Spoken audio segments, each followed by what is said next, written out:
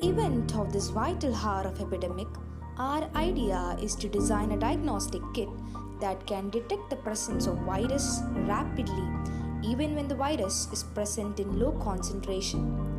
This enables early diagnosis and treatment, thus saving millions of lives. Now let's look into the main idea. The kit is made up of SPR biosensor. The reaction mainly used here is antigen-antibody reaction.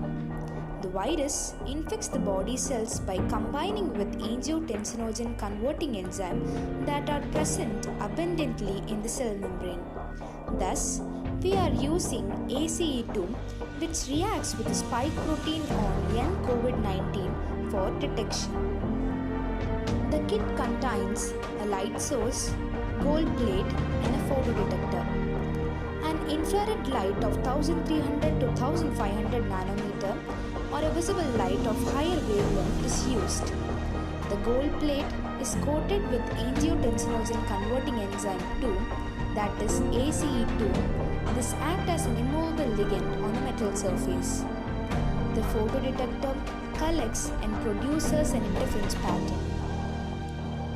Let's look into the working.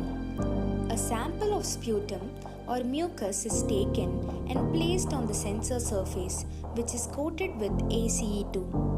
When light is incident on the gold plate, the electrons in the plate starts to resonate. When there is a reaction between the ACE2 and the sample, the electrons are deviated as their refractive indexes changes.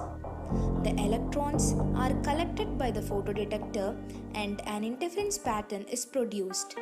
The interference band generated is compared with the reference, which can give an instant diagnosis.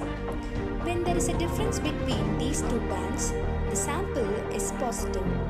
When they remain unchanged, the sample is negative. Thank you.